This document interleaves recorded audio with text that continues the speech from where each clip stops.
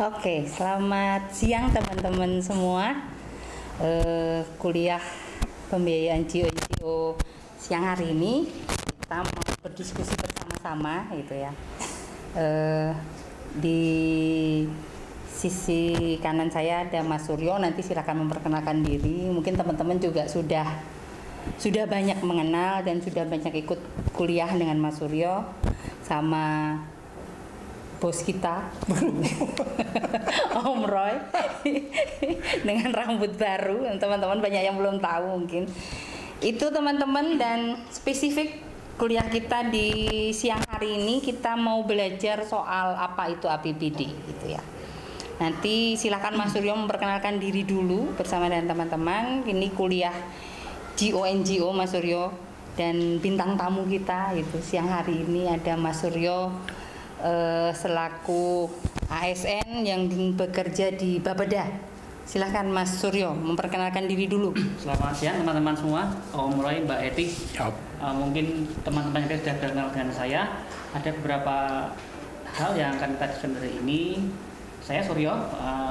Di saat ini saya akan berbicara sebagai PNS Bapeda untuk sharing tentang proses bagaimana penyusunan APBD, anggaran pendapatan daerah, termasuk bagaimana penggunaan dan sumber-sumber struktur APBD.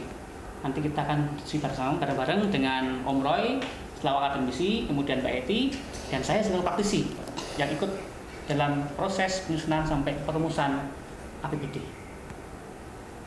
Oke, terima kasih Mas Suryo. Om Roy, pembuka dulu buat teman-teman semua di siang hari ini.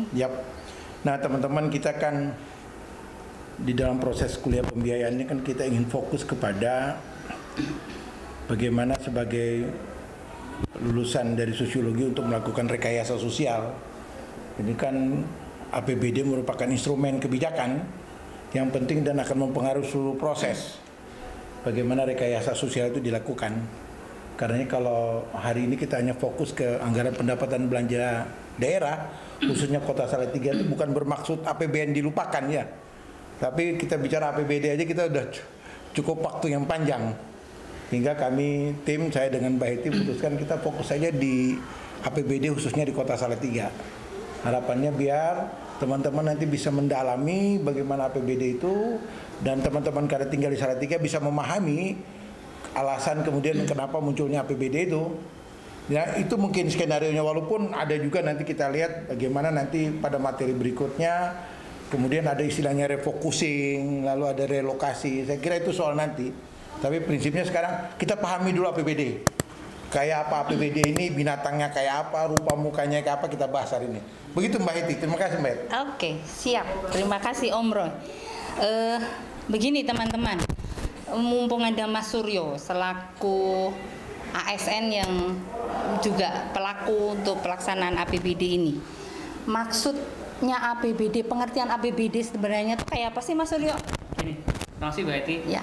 Sebetulnya kalau kita bicara APBD, itu kita tidak bicara hanya APBD ansih, tapi kita juga harus memahami proses penyusunan sejak perencanaan penganggaran sampai pada perumusan kebijakan dalam bentuk perda APBD. Jadi kita tidak hanya bicara apa pengertian APBD, tapi bagaimana munculnya APBD.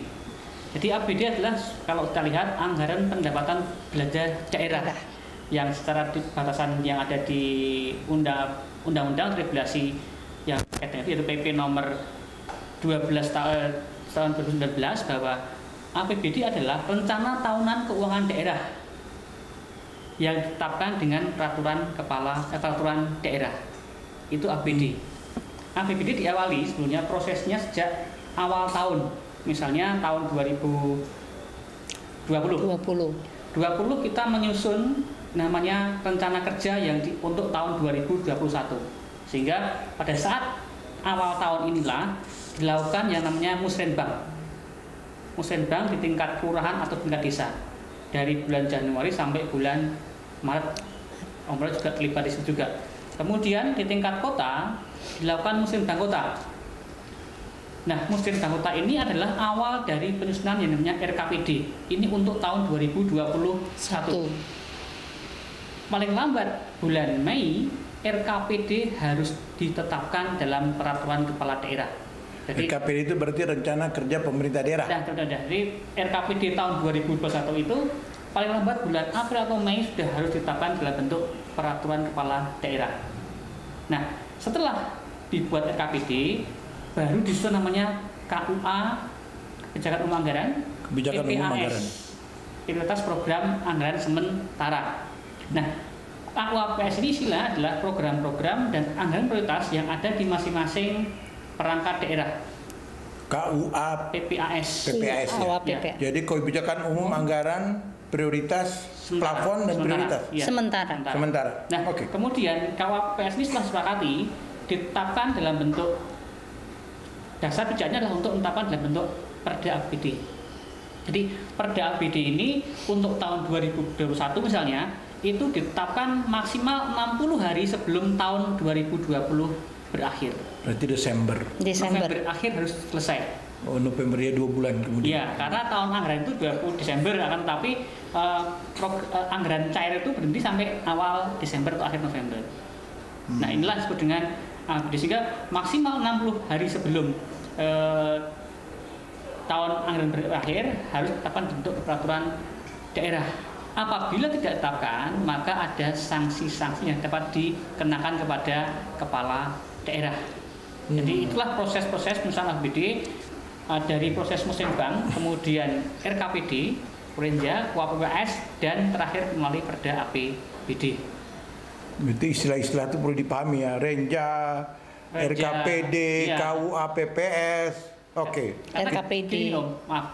Ketika kita bicara APBD, pengertian kita tidak hanya bicara APBD ANSI saja, tapi gimana proses di awal? Musrenbang di apa? Di tingkat kelurahan, desa, tingkat kecamatan, tingkat kota, tingkat provinsi, tingkat nasional. Nah, inilah kemudian setelah di nasional disepakati, baru ditetapkan namanya RKPD.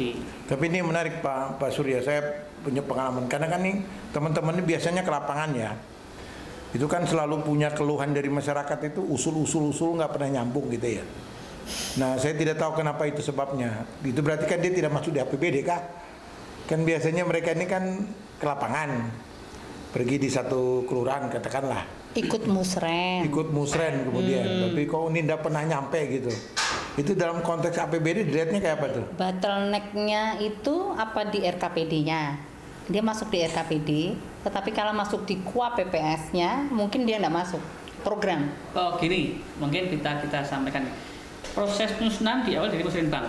Berarti usulan-usulan yang ada di masyarakat itu lewat musren. Kemudian diarahkan ke masing-masing dinas OPD. Oh. Itu yang pertama. Kemudian tahun 2019 kemarin kita mulai mendapatkan yang namanya DAUT, dana umum tambahan untuk kelurahan. Oh, dana kelurahan tuh ya? Yang disebut dengan dana kelurahan. Artinya dana umum tambahan untuk kelurahan. Nah, ini kemudian yang menjadi solusi ketika ada program-program di kelurahan yang tidak dapat diakomodir di tingkat dinas. Oke. Jadi ketika dari awal nanti teman-teman mungkin ketika mengikuti mata kuliah pembiayaan akan bisa paham alurnya seperti apa sih, karena sekali lagi proses APBD itu kita tidak bisa hanya melihat, membaca atau mengetahui konsep APBD, tapi kita itu di awal. Jadi bagaimana proses penganggaran itu muncul, sehingga satu kesatuan sistem soalnya itu, sehingga ketika itu masuk, kenapa kelurahan X ketika dia mengusulkan untuk sapras atau yang lain tidak diakomodir dinas PU misalnya. Nah, tergantung juga itu yang pertama dengan prioritas tahunan. Karena setiap tahun RPJMD 5 tahun itu setiap tahun ada batasan prioritas. Tahun ini apa prioritasnya? Tahun itu apa? Nah, yang tahun ini belum selesai akan di-follow tahun berikutnya. Nah, oleh karena itu ketika ada stuck di tidak bisa masuk ke dinas tertentu, kemudian pemerintah pusat agar mengurangi disparitas antara kelurahan dan desa menurunkan namanya DAUT untuk kelurahan. Itu sebagai salah satu cara agar pembangunan tingkat basis kelurahan bisa di APBD itu nomenklaturnya tuh masuk di mana tuh Mas? Jadi kalau apakah masuk dalam pembiayaan kayak apa atau bagaimana tuh yang DAUT? Itu beda lagi. Itu dia lepas sendiri di pendapatan. Dia masuk di pendapatan. Nanti itu berarti nanti kita bicara item-item apa yang ada di dalam APBD aja nanti baru masuk. Itu ada ya, dia keluar ya. Nah, maksudnya supaya nanti teman-teman tahu waktu minggu depan kita bicara tentang struktur rincian APBD Kota Salatiga, berarti kita akan bicarakan itu kan. Saya baru paham juga ternyata dia masuk di struktur APBD. Iya. Oke.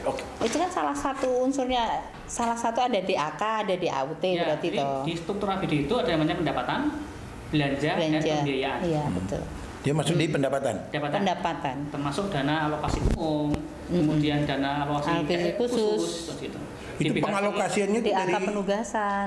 itu dari pusat berarti ya masuk ke Iya, Iya, pusat. pusat. Tapi Iya. masuk rekening daerah. daerah. Iya. Itu sama dengan dana desa berarti ya. Sama. Sama. Oke. Oke. Silakan Mbak, lanjut. Saya ada sedikit pertanyaan ganjil Mas di proses penyusunan APBD tadi sampai dia muncul menjadi APBD ini kan harus duduk bersama antar eksekutif legislatif nih. Ya enggak? Atau enggak?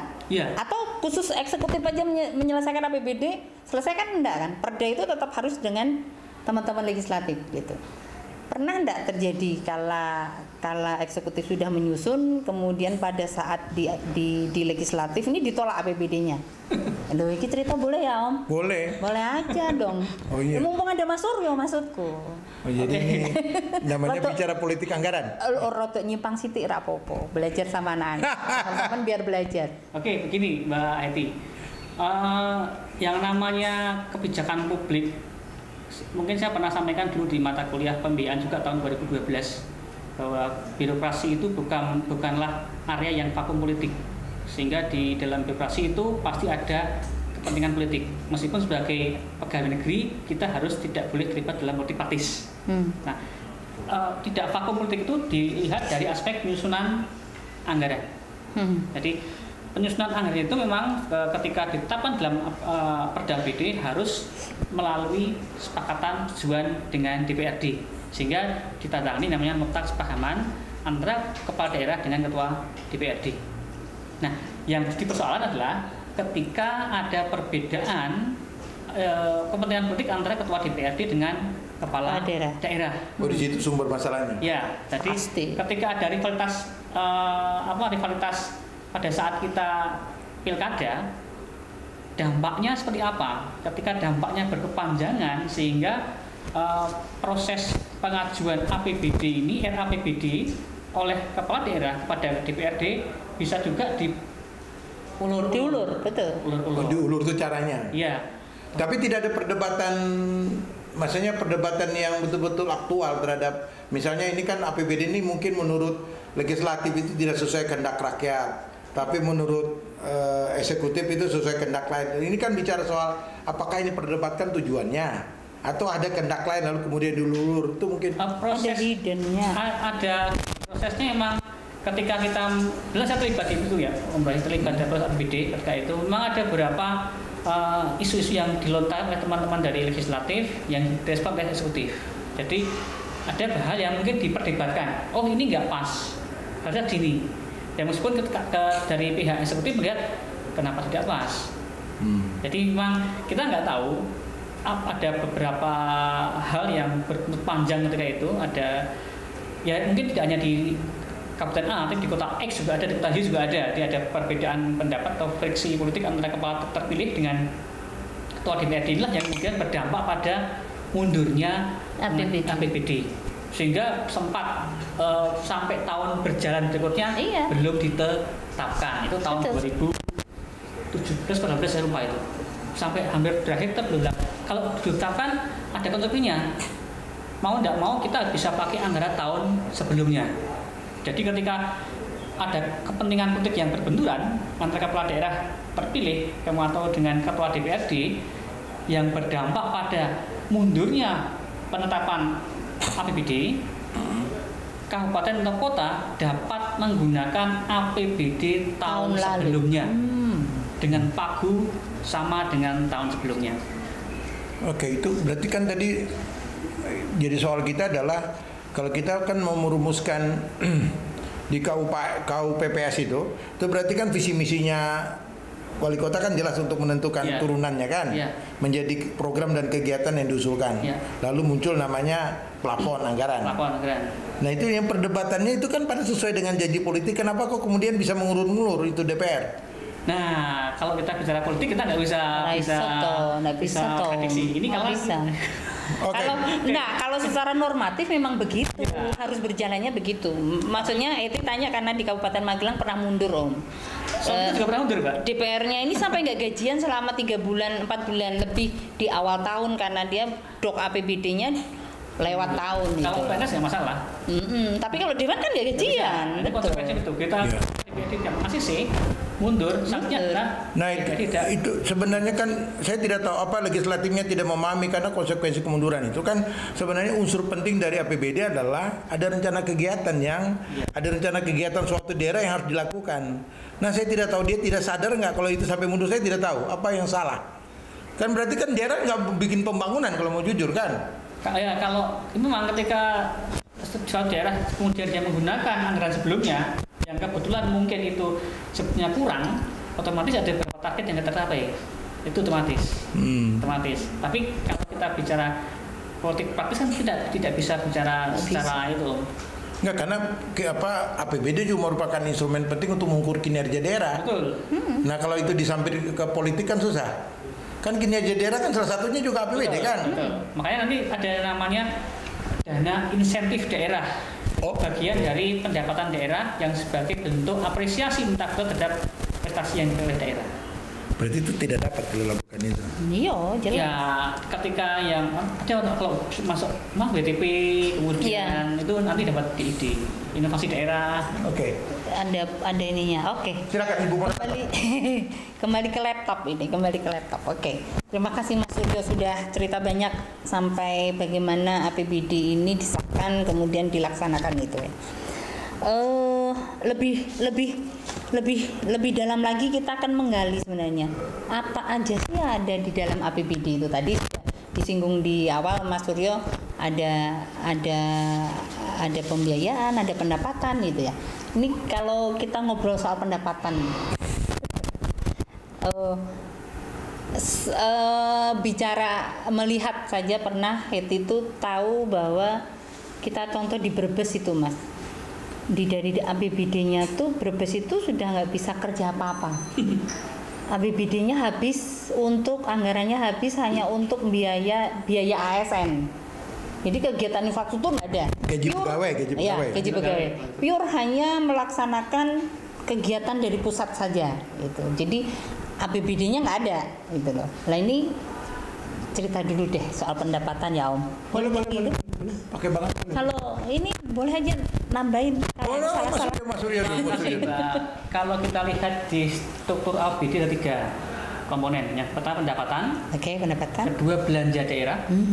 Ketiga adalah pembiayaan daerah. Oke. Nah, pendapatan itu ada 3. Yang satu PAD, yang kedua transfer daerah, yang ketiga adalah lain-lain sesuai dengan peraturan perundangan. Nah, PAD ini bentuknya ada 3, baik pajak, retribusi, dan hal lain yang dipisahkan dari laba usaha daerah, laba usaha daerah kah? Bentuknya BUMD ya? Pernyataan modal daerah.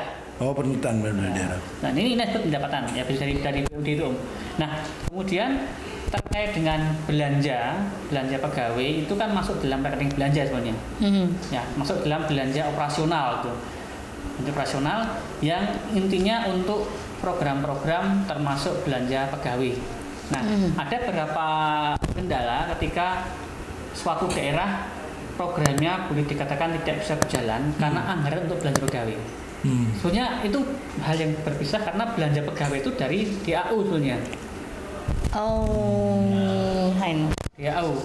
Maka ini contoh ketika setiap ada penerimaan pegawai negeri itu dipersyaratkan belanja pegawai tidak boleh lebih dari 50% anggaran daerah. Lebih 0% tidak boleh menerima pegawai. Jadi 50% dari total anggaran. Iya. Jadi kalau lebih dari itu urusannya lain. Boleh. Jadi Kementerian PAN pasti akan konlap. Karena Kementerian PAN RB mengatakan apabila anggaran daerah habis pegawai itu akan berjalan. Pasti nggak jalan. Operasional. Iya, oleh karena itu memang untuk mencari itu kemudian dilakukan beberapa model termasuk zero growth untuk PNS, moratorium penerimaan PNS. Itu hanya cara untuk mengurangi beban daerah terhadap belanja pegawai. Karena belanja pegawai dari DAU. Kalau semua daerah banyak, otomatis DAU-nya banyak. APBN jebol untuk itu. Nah, jadi itu sudah ditetapkan ya? Ditetapkan DAU itu dalam pengertian itu ditetapkan oleh pusat lalu? Iya, macam-macam. Berarti salah satunya adalah item belanja pegawai. Itu sudah ditetapkan pusat sesuai dengan apa yang ada. Jadi kalau dia pensiun baru boleh isi gitu. Ini belum, bukan pensiun, karena zero growth itu artinya kebutuhan pegawai untuk menggantikan usia pensiun. Jadi artinya kalau yang pensiun 5, ya menerimanya 5, atau bahkan sempat kemarin 2-3 tahun tidak pensiun tapi tidak menerima pegawai karena sudah terlalu banyak sudah terlalu banyak itu anggaran untuk belanja pegawai, sehingga harus dilihat dulu sampai 2-3 tahun. Iya ya. Itu aturan baru berarti. Udah lama. Udah lama ya. Udah lama. Cuma tidak dipahami karena orang bilang zero saja. Tapi zero itu dalam pengertian APBD itu seperti apa? Karena memang DAU-nya memang sudah mentok, udah nggak mungkin lagi. Rasionalisasinya yang penting. Jadi tidak perlu didemo, memang dananya nggak ada, mau ngapain? Begitu, Ibu Moderator, bagaimana?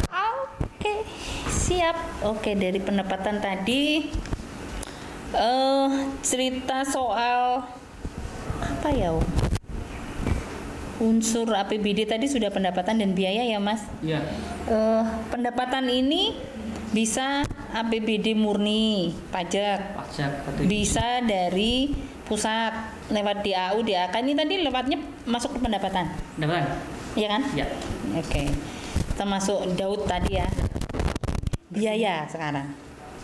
Biaya itu apa aja unsurnya? Om Roy bisa bantu juga toh? Biaya itu Mas Suryo lebih tahu, itu soal penerimaan dan pengeluaran daerah itu. Ini Mas Suryo comeback Kak. Kalau saya cuma itulah, itu ada narasumber ya, enggak tahu. Pembiayaan itu kalau kita coba buatan, karena ada beberapa poin-poin yang saya lihat tadi terkait dengan pembiayaan. Jadi pembiayaan itu ada dua yang berkaitan dengan penerimaan dan pengeluaran. Nah, maka kalau kita bicara untuk bangunan itu bukan biaya tentunya, tapi belanja. Ya, maka jadi perlu disepakati bahwa ketika kita bicara dalam konteks akademis mungkin ya pembiayaan bangunan, ya, tapi dalam konteks government tidak ada pembiayaan bangunan. Itu belanja bangunan. Pembiayaan ya, tapi belanja modal disebut belanja apa gitu. Ya, untuk apa? Untuk aset, untuk operasional, untuk modal, untuk macam-macam belanja. Nah, pembiayaan itu berkaitan dengan sisa lebih penggunaan anggaran tahun yang lalu. Ada dua, silpa itu Mas. Ya, penerimaan dan pengeluaran. Nah, penerimaan itu kaitannya dengan silpa segala macam. Terus penggunaan dana cadangan. Nah, kemudian kalau penerimaan, pengeluaran terkait dengan pembentukan dana cadangan dan sebagainya. Itu konteksnya pembiayaan. Jadi dalam konteks government, pembiayaan untuk operasional bangunan itu bukan pembiayaan tapi belanja. Tapi dalam konteks akademisi bisa saja kita pakai pembiayaan bangunan. Karena pembiayaan bangunan itu dalam konteks teoritis termasuk belanja, pembiayaan segala macam itu. Tapi dalam konteks pemerintahan yang operasional pembangunan itu belanja modal, belanja operasional, belanja macam-macam, hibah, bansos. Nah, itulah belanja yang gunanya. Lalu dari total belanja itu kemudian itu menjadi pengeluaran atau silpanya dihitungnya kayak apa? Silpa itu ketika tahun anggaran selesai masih ada yang belum terserah. Akhir anggaran dihitung ada sisa itu. Itu masuk pembiayaan. Jadi ketika kenapa nggak cerap, misalnya nggak berani apa? Karena kontrak dengan kontraktor nggak berjalan, itu kan muncul silpa. Jangka waktu ini mepet dan sebagainya, itu dia pasti nggak mau.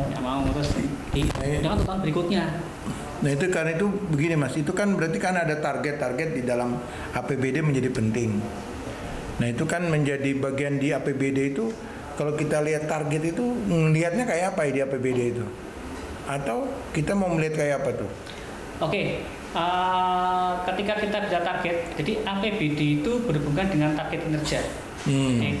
Mau ditempatkan saya tadi di awal, kita nggak bisa membahas APBD hanya masalah keuangan. Tapi sekurang-kurangnya bagaimana APBD sebagai instrumen untuk pembiayaan atau penganggaran mendukung pencapaian target kinerja. Itulah disebut satu satuan. Maka namanya sistem perencanaan penganggaran pemerintah daerah. Sistemnya. Atau pengelolaan atau sistem penganggaran namanya? Perencanaan penganggaran. Sistem perencanaan penganggaran pemerintah daerah itu yang menjadi krusial ketika APBD semua berisi indikator kinerja. Jadi APBD yang dijabarkan dalam RKA dan DPA itu di dalamnya adalah indikator-indikator baik output, outcome maupun impact dari RKPD. Oke, nanti kita diskusikan itu. Saya kira oke ya.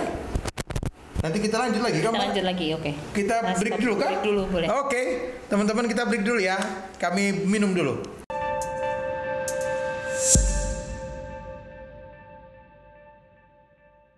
Oke, kita lanjut lagi, teman-teman. Diskusi kita. Kita lanjut ke fungsi APBD, Mas Suryo. Silakan disampaikan fungsi APBD. Oke, terima kasih Mbak Eti, Om Baik. Yang pertama, kalau kita lihat tadi sampaikan kita satu rangkaian dalam sistem perencanaan penganggaran pemerintahan daerah. Di APBD itu adalah bagian dari satu rangkaian sistem perencanaan penganggaran yang dimana merupakan instrumen untuk melaksanakan program prioritas dari pemerintah daerah, termasuk indikator kinerja. Nah, di sini yang perlu saya sedikit sampaikan bahwa capaian kinerja daerah kemudian dilihat dari capaian indikator kinerja daerah. Jadi APBD yang sinkron dengan RPJMD, Renstra, Renja, RKPD sampai DPA itu akan dilihat dalam sebuah satu sistemnya sistem kinerja akuntabilitas instansi pemerintah. Nah, kenapa perlu saya sampaikan dulu? Karena yang namanya sakit ini merupakan bagian yang tidak terpisahkan juga dari salah satu fungsi dari APBD. Jadi ada fungsi otorisasi, fungsi perencanaan, kemudian pengawasan, alokasi, distribusi dan stabilisasi. Nah, fungsi-fungsi ini yang kemudian kalau kita breakdown persatu misalnya, apa hubungan dengan perencanaan? Karena berkaitan dengan sebagai instrumen pendukung perencanaan program yang tertuang dalam rencana kerja pemerintah daerah. Kemudian apa yang terkait dengan stabilisasi misalnya. Kenapa APBD stabilisasi? Agar menjaga kondisi yang ada di daerah. Contohnya gini, kita ambil contoh ketika saat ini kita terkena dampak COVID saja. COVID saja. APBD menjaga agar daerah tidak jatuh, sehingga perlu dilakukan refocusing tanda petik atau penyesuaian terhadap program-program tertentu yang belum jadi prioritas. Nah, inilah fungsi dari APBD, termasuk menjaga agar pendapatan bisa tetap stabil. Sehingga contoh ini kalau karena pendapatan adalah bagian dari struktur APBD, sehingga fungsi stabilisasi ini diwujudkan ketika Kepala BKD atau pemerintah kota memberikan kelonggaran bagi terdampak COVID untuk tidak bayar pajak berapa dengan diskon. Kemarin diskon ya. Diskon berapa persen misalnya? 50%, lumayan. Kemudian PDAM juga memberikan kelonggaran untuk tidak membayar selama 2-3 bulan dengan ketentuan bahwa yang bersangkutan termasuk terdampak COVID. Itu berarti kalau ditarik ke fungsi APBD-nya gimana Mas Lug? Jadi ya APBD tidak memasukkan kemudian menjadi pendapatan. Misalnya dalam konteksnya PDAM. Karena dia kan kasih bonus nih. Iya. Jadi 2 bulan misalnya, berarti kan semua pelanggan kan tidak bayar 2 bulan. Berarti kan mengurangi pendapatan dari BUMD misalnya atau gimana? Ya memang gini, itu menjaga kalau kita paksa misalnya ditarik apa sekian, itu nanti akan kolaps terus. Sehingga mau tidak mau kalau belikan tambah sulam. Kita longgarkan di sini, kita perketat di yang lain. Yang lain apa bentuknya? Refocusing anggaran. Jadi kalau kita lihat kita bedah APBD itu kan ada belanja operasional, belanja modal, belanja hibah, belanja bansos, belanja operasional yang terkait dengan misalnya honor, kemudian itu kita pangkas. Ini untuk apa? Menjaga stabilitas pembangunan daerah. Jangan sampai nanti drop semua ketika kita paksakan untuk honor tim atau kemudian cetak penggandaan itu banyak, maka akan terjadi ketimpangan sehingga program malah nggak jalan. Sebenarnya saya pikir yang namanya fungsi distribusi dan stabilisasi itu kan kebanyakan harusnya pemerintah pusat menurut saya, karena dia menentukan struktur anggaran yang cukup besar. Nah kalau di pemerintah daerah itu kira-kira bentuk realnya kayak apa? Apakah pernah yang Pak Suryo bilang pemerintah Kota Salatiga PDAM-nya Iya. Masa Covid ini gitu. PBB diskon 50% kalau bayar di bulan Juli. Kan berarti pendapatan kita juga turun. Oh jadi untuk memaksa. Iya. Jadi kemarin memang PDAM memberikan diskon tertentu untuk, tapi buat orang-orang yang terdampak COVID. Kalau Om Roy nggak terkena dampak COVID, jadi tidak diskon PDAM. Oh, gua bisa beda-beda ya. PBB lah bayar atau diskon berarti. Ya, oke. Ini contoh yang dilakukan dari menjaga agar kestabilan pembangunan tetap jalan. Nah, termasuk juga yang dilakukan, contohnya gini, saya coba memberikan contoh kecil di Salatiga. Kalau yang lain saya nggak akan berbicara banyak, tapi karena teman-teman mahasiswa di sini mungkin bisa melihat. Contohnya gini, ada beberapa program tertentu yang harus tetap berjalan. Infrastruktur. Ya. Tidak mungkin infrastruktur akan berhenti total, karena infrastruktur itu menggerakkan sektor yang lain. Sehingga ada beberapa kegiatan yang harus jalan, tapi juga yang urgen itu jalan, tapi yang tidak urgen mungkin bisa ditunda. Tapi yang urgen, yang berpotensi menggerakkan sektor ekonomi yang lain itu tetap dilakukan. Jadi meskipun ada kemarin loh, kenapa sih kok tetap berjalan? Dah kalau ini nggak berjalan, yang lain nggak akan bergerak. Jadi meskipun pelan-pelan, tapi harus tetap berjalan. Ini harmonisasi dari kebijakan itu kan penting ya. Jadi satu sisi kita menurunkan ini, sisi yang lain kita ingin mendapatkan apa? Ya. Logikanya begitu. Ya. Misalnya kalau contoh begini supaya enak. Kalau kita mau menurunkan misalnya kalau PBB nggak terlalu signifikan ya, katakanlah PDAM, dia menurunkan katakanlah 50% orang tidak bayar air. 2 bulan tidak bayar. Tidak bulan air. Itu kira-kira implikasinya gimana Mas? Maksudnya gimana? Kan ini 2 bulan nih dia tidak bayar nih. Iya. Implikasinya kepada APBD kayak apa? Otomatis kemarin pasti turun. Pasti turun. Jadi kemarin berarti ada penurunan target turun kan.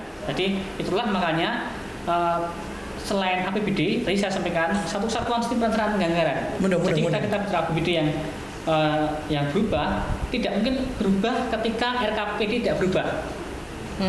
Jadi perubahan APBD ini diawali dengan perubahan RKPD. Itu perubahan RKPD juga berimplikasi mesti ngomong sama Dewan atau tidak? Tidak. Nah, padahal itu kan pengurangan itu padahal sudah menyepakati KUA PPS misalnya. Ngomong dengan Dewan, dengan DPRD dalam konteks konsultasi ya. Karena apa? Proses-proses yang namanya RKPD itu kan juga ada hubungan dengan DPRD. Tapi dalam konteks penetapan kebijakan dalam bentuk perkada, nggak perlu perkada itu ke DPRD karena bentuknya peraturan kepala daerah. Tapi nanti pemerintah misalnya begini, contoh ya, kalau orang berbicara politik ini kan PDAM turun ini kan ramai nih. Ini kan orang pasti punya kecurigaan, masyarakat curiga nih. Ini diturunkan ini kenapa kan pasti ada kecurigaan, ada kepentingan politik misalnya, atau kan ada saja ya. Ada hal-hal tertentu. Nah, untung kita di Salatiga kan tidak pilkada gitu misalnya. Itu ada implikasi begitu. Dalam konteks apa? Kecurigaan publik. Kecurigaan itu. Kalau di Salatiga enggak. Aman aja. Aman, karena satu memang dalam konteks ini kepentingan politik belum terlalu dekat.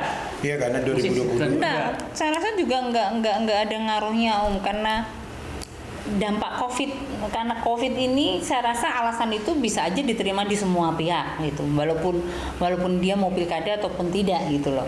Tetapi kalau mungkin nanti nggak ada COVID, tiba-tiba ada penurunan lah itu baru gitu loh. Kalau sekarang ini kan memang jadi alasan COVID semua jadi iya. Loh, orang ngangsur bank aja untuk diskon nggak ngangsur kok, apalagi bayar listrik aja kan memang diskon. Iya. Nasional loh Pak Jokowi menyarankan listrik aja yang 450 gratis. Oh. Kan gitu. Oke. Gitu. Jadi itu misalnya tadi perubahan APBD itu tidak serta-merta, tapi diawali dengan perubahan RKPD. Nah, yang tadi satu rangkaian sistem perencanaan penganggaran. Kita tidak bisa hanya bicara APBD tanpa bicara perencanaan, tanpa bicara penganggaran, tanpa ngomongkan RKPD. Jadi ini satu satuan yang tidak bisa dipisah-pisahkan. Saya sedikit tanya, Rotu Ganjil, APBD perubahan kayak apa Mas? APBD perubahan, APBD bisa dilakukan perubahan tadi apabila ada dua hal. Yang pertama karena kebijakan pemerintah pusat atau kondisi yang mendesak. Yang kedua ada perubahan-perubahan target capaian yang belum tercapai. Jadi logikanya ada beberapa model APBD perubahan. Kalau kita lihat APBN ya, APBN itu APBN perubahan APBN tahun 2021 itu sudah ditetapkan 2020 awal-awal itu. Sehingga pertengahan 2020 misalnya ini itu sudah mulai disusun APBN perubahan 2020. Jadi APBN 2020 sudah ditetapkan 2019 awal-awal. Kemudian mulai berjalan 2020. Nah, 2020 ini maksimal bulan Mei sudah harus, misalnya contoh aja, ditetapkan APBN perubahan. Nah, di daerah tidak.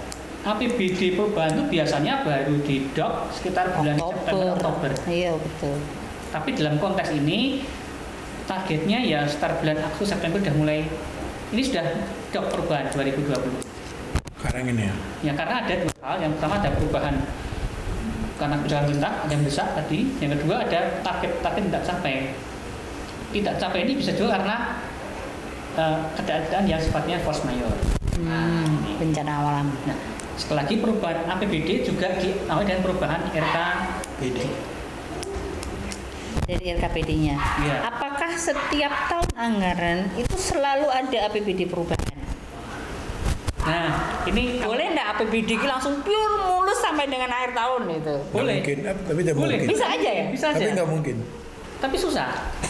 Karena kalau kita lihat dalam proses ini lagi masalah kekuatan anggaran dan kekuatan anggaran ya, biasanya kalau di penetapan 2020 itu nanti pemerintah daerah terbatas anggaran. Kalau anggaran di perubahan.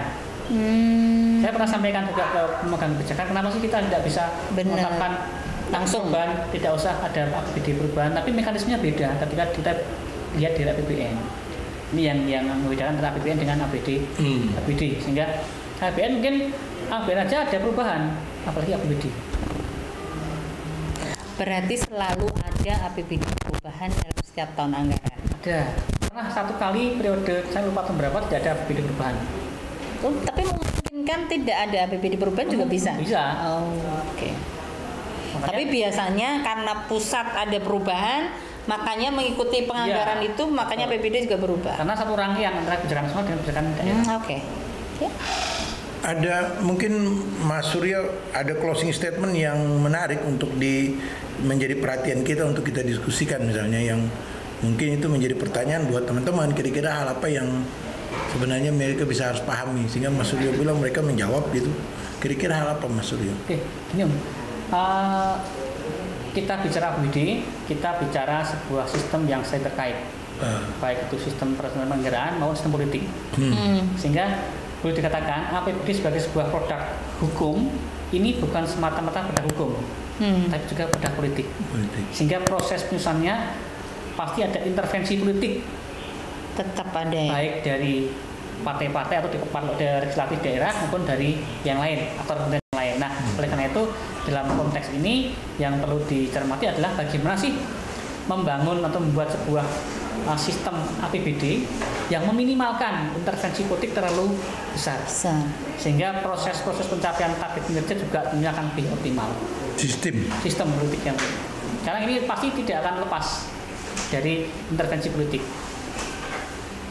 Ya, oleh karena itu yang diperlukan punya adalah bagaimana kearifan atau bermain politik dengan cara yang beretika saja ketika proses-proses perencanaan sampai APBD. Ini yang sehingga tidak ada benturan baik antara eksekutif dengan legislatif.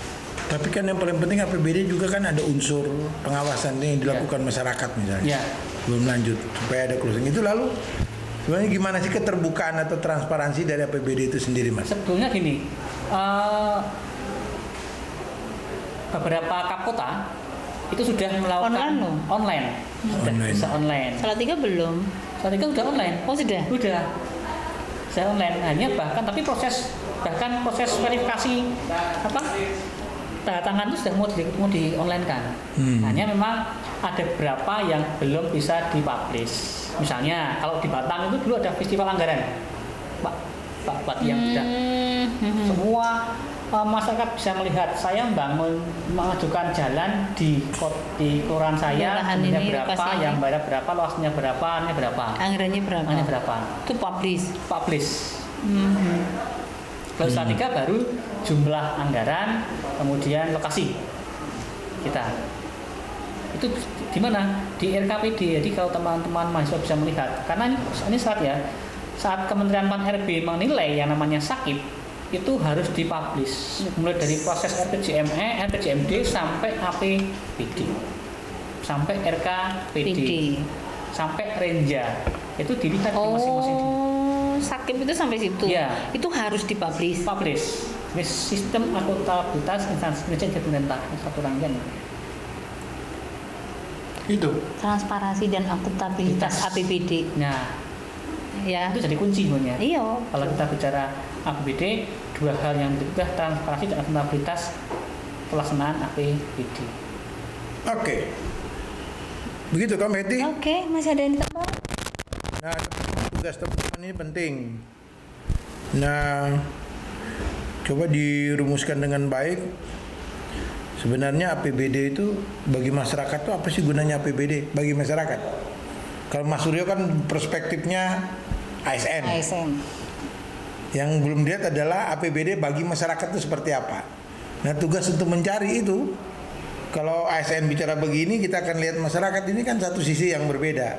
Nah, memang itu instrumen dari pemerintah daerah, tapi dari masyarakat ini kadang-kadang kan ini susah ya. Padahal katanya aspiratif banget gitu ya. Nah, tugasnya begitu.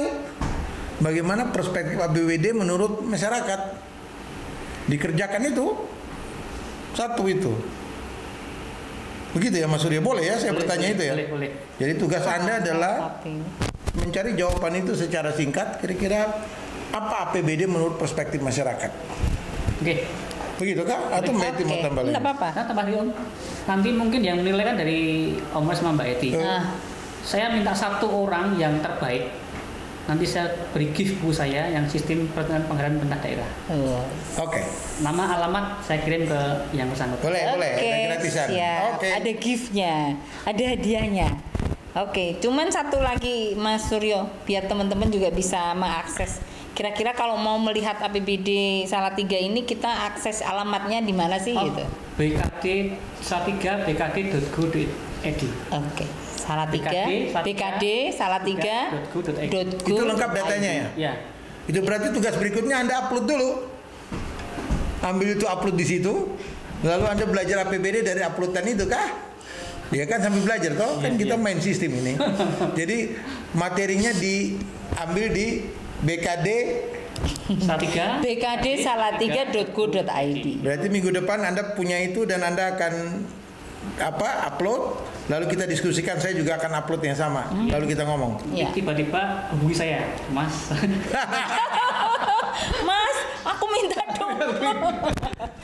Oke, Mas Suryo, Om Roy, terima kasih sekali. Kita akan mengakhiri pertemuan kita di siang hari ini. Dan Mas Suryo, terima kasih meluangkan waktunya untuk berdiskusi dengan kita. Om Roy, terima kasih. Dan kita akhiri. Tuhan memberkati kita semua. Amin. Terima